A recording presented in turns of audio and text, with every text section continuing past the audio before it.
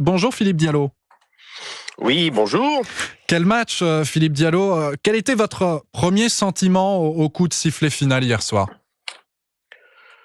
Lorsqu'on perd une finale, il y a toujours un moment de déception parce que le but de tout compétiteur et de l'équipe de France, c'était d'aller au bout, d'avoir cette médaille d'or sur le sol français pour ces Jeux de Paris 2024. Mais je pense que les heures passant, je pense que chacun comprend que c'est un parcours exceptionnel qu'a réalisé l'équipe de France et que, comme vous l'avez dit, le fait de décrocher cette médaille d'argent, la première depuis 40 ans dans le football, fait que c'est une satisfaction globale pour ce tournoi olympique. Oui, le contrat est rempli pour vous avec cette médaille d'argent? Tout à fait. Depuis déjà plus d'un an, nous travaillons avec Thierry Henry sur ce tournoi olympique dans des conditions difficiles puisque les clubs n'avaient pas l'obligation de libérer leurs joueurs pour ce tournoi. Thierry, néanmoins, a réussi à constituer une équipe très compétitive et moi, je lui avais donné comme objectif d'être sur le podium olympique, mission remplie, Hmm. avec cette médaille d'argent. Vous le disiez, Thierry Henry, le sélectionneur, a eu du mal à composer son groupe. Des clubs ont retenu leurs joueurs. Côté espagnol, hier, 2 des 3 buteurs ont joué l'Euro il y a un mois. En Espagne, la fédération, elle oblige les clubs à libérer leurs joueurs. On pourrait tendre en France vers ce modèle? Ça sera un choix du législateur parce que effectivement, en Espagne, il y a une loi qui oblige les clubs à libérer leurs joueurs pour les sélections nationales. Ce n'est pas le cas en France. Et donc, il faut faire ce travail de conviction qu'on a mené pendant un an Vous pour le souhaitez, pouvoir qu'une bâtir une loi soit équipe. votée?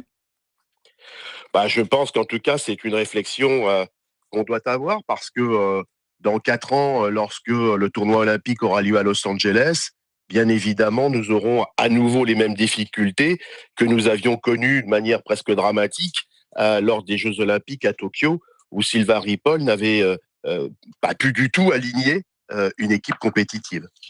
Ça veut dire, Philippe Diallo, président de la Fédération française de football, que ce matin, au lendemain de cette finale, vous appelez les politiques. On sait qu'en tant que président de la fédération, vous avez forcément une voix qui porte. Vous appelez les politiques et les députés à prendre en main ce sujet-là?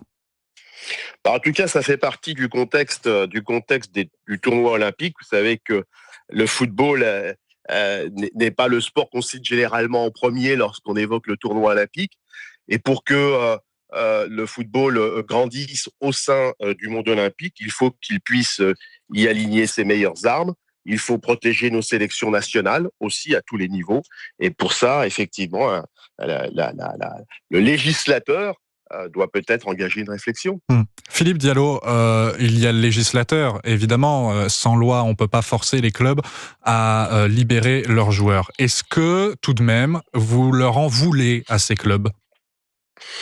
Non, pas du tout. Pas du tout parce que d'abord, on a réussi, et en premier lieu Thierry Henry, à avoir une très belle équipe. Je crois qu'il a fait honneur au football français pendant ces JO, qui décroche une médaille.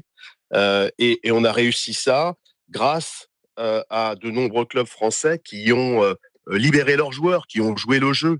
Et c'est la raison pour laquelle, d'ailleurs, j'ai invité hier, pendant la finale, les présidents des clubs français qui avaient libéré leurs joueurs pour participer à ce tournoi olympique.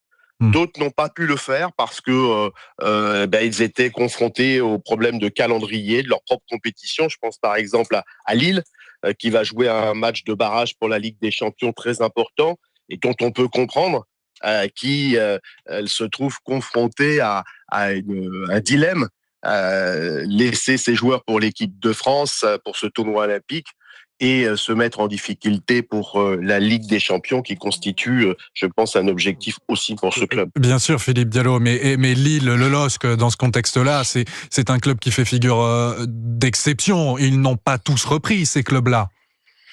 Non, mais bon, encore une fois, on connaît la difficulté, encore une fois. Le tournoi olympique n'est pas une date retenue par la FIFA, donc il n'y a pas d'obligation de libération des joueurs. Je l'ai dit, ça a conduit Sylvain Ripoll à Tokyo à avoir une équipe très peu compétitive. Heureusement, cette fois-ci, je pense le travail des uns et des autres a permis d'avoir une équipe, je pense encore une fois, qui a fait honneur à son maillot, qui a fait honneur au football français et qui a, je crois, redoré l'image du football au sein des Jeux Olympiques. Oui, Philippe Diallo, président de la Fédération française de football. Vous espérez que cette médaille d'argent, elle enclenche une dynamique? Vous le disiez, le football, c'est pas le sport olympique qu'on cite en premier. Est-ce que vous espérez que cette médaille d'argent, justement, ça y est, elle ancre le football comme sport olympique? Bah d'abord, je constate que le public a répondu présent Oui. parce que tout au long de ce parcours, on a vu des stades pleins à Marseille, on a vu des stades pleins à Bordeaux, à Lyon et encore hier soir au Parc. Ça veut dire que cette équipe de France, elle a mobilisé un très large public derrière elle. Donc ça, c'est déjà un point de satisfaction. Ensuite, je pense qu'il y a beaucoup de petites choses à corriger pour ce tournoi olympique. Et ça nécessitera certainement des discussions entre les instances du football et celles du CIO pour que ce tournoi soit peut-être plus adapté aux normes du haut niveau du football.